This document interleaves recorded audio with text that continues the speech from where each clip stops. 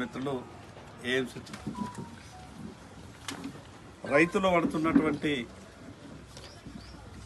బాధ కొంత తగ్గాలని, ప్రైవేట్లో మద్దతు ధర లేనప్పుడు ప్రభుత్వ సంస్థల చేత కొనుగోలు చేయించాలన్నటువంటి ఒక ఆలోచనతో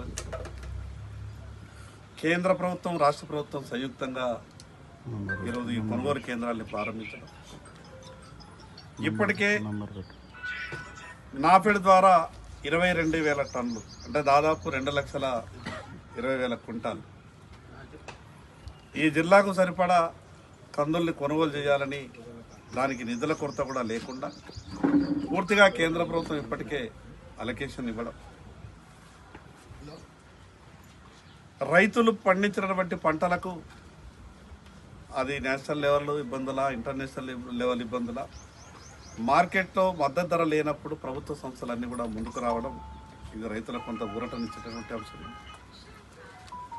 ఈ సంవత్సరం ప్రత్యేకంగా వర్షాలు ఎక్కువై సరైన సమయంలో వాతావరణం అనుకూలించక అనేక రకాలుగా రైతులు ఇబ్బందులు పడుతున్నారు.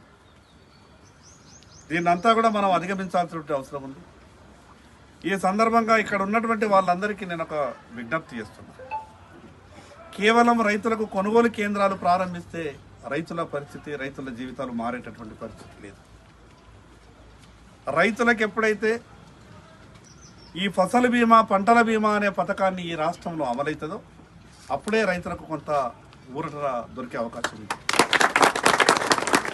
ఈ సందర్భంగా మీ అందరికీ ఒక విజ్ఞప్తి, ఒక మంచి కార్యక్రమం జరిగేటప్పుడు రాజకీయాలకు అతీతంగా మనమంతా కూడా కొన్ని గట్టి నిర్ణయాలు తీసుకోవాలి.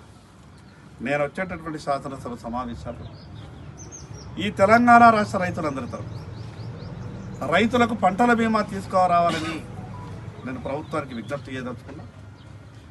ఈ సందర్భంగా రైతులందరి దగ్గరికి వెళ్ళి ఆ పార్టీ ఈ పార్టీ, ఆ రైతు ఈ రైతు అని కాకుండా ప్రతి ఒక్క రైతు నాకు పంటల బీమా పథకాన్ని అమలు చేయాలని ఒక ఉత్తరం రాసేటటువంటి కార్యక్రమం ఈ నెల 7వ తారీఖు నుండి తీసుకోబోతా ఉన్నాం. దానికి అందరూ కూడా స్వచ్ఛందంగా పాల్గొనాలి. రైతులకు పంటల బీమా అనేది వస్తే ఈ రాష్ట్రంలో ఉన్నటువంటి ప్రతి రైతుకు ఈ రకమైనటువంటి వాతావరణం ఉంటే లాభం జరిగేటటువంటి అవకాశం. గతంలో ఆ రోజు నేను హైకోర్టులో కేసు వేసిన, ధర్నాలు, రాస్తారోకోలు, రకరకాల కార్యక్రమాలు చేసిన తర్వాత 1 సంవత్సరం రైతులకు బీమా పరిహారం వచ్చింది.